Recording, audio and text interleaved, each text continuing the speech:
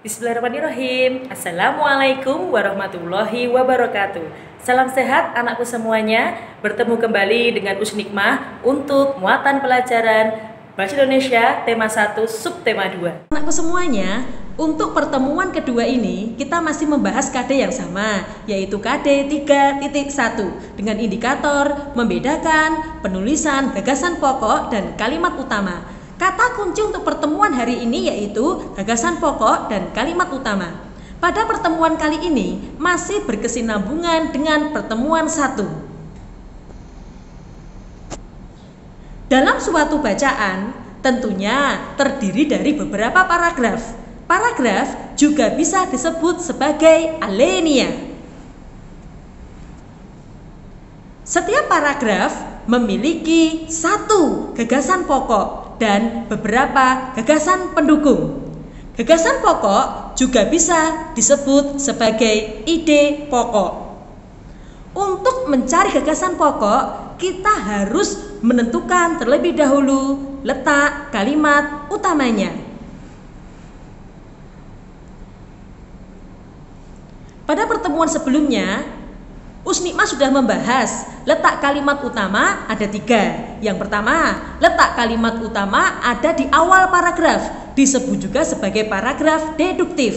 Yang kedua, letak kalimat utama bisa di akhir paragraf, disebut juga sebagai paragraf induktif.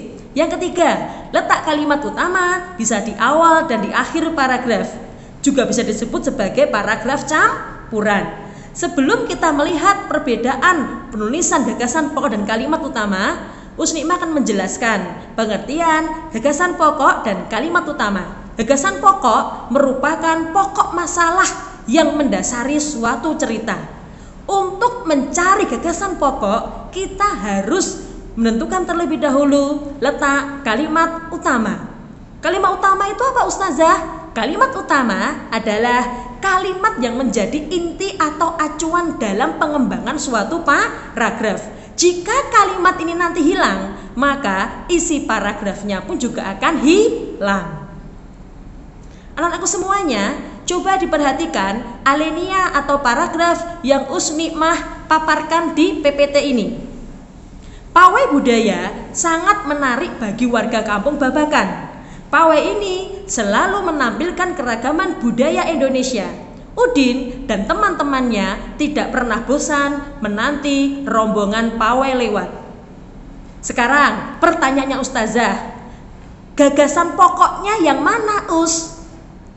Ingat, untuk menentukan gagasan pokoknya kita harus mencari dulu kalimat utama. Karena gagasan pokok itu terletak di kalimat utama. Kira-kira yang mana anak-anakku semuanya? Ya, benar. Kalimat utamanya terletak di kalimat pertama. Pawai budaya sangat menarik bagi warga kampung Babakan. Kok bisa, Us? Kalimat utama letaknya di kalimat pertama. Lihat anakku semuanya, kalimat kedua, kalimat ketiga.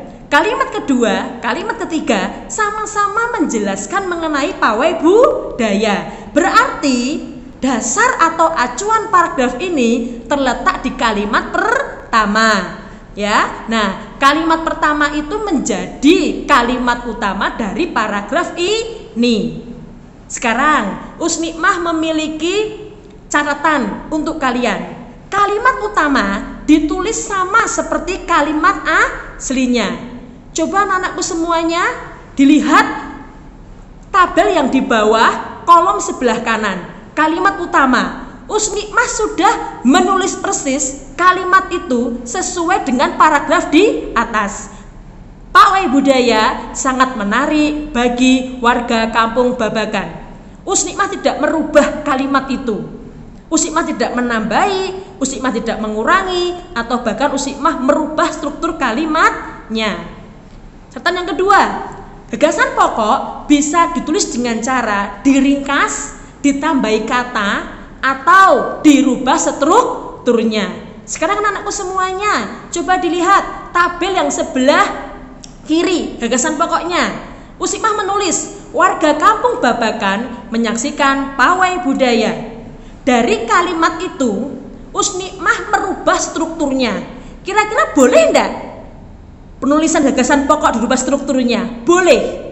Ya, berarti Dek, kalau kalimat utama penulisannya tidak boleh dirubah atau ditambahi kata atau diganti strukturnya. Kalimat utama itu harus ditulis persis seperti kalimat utama yang berada di alinea di atas. Tapi kalau gagasan pokok bisa kalian ganti, bisa kalian tambahi, atau kalian ringkas kalimat tersebut.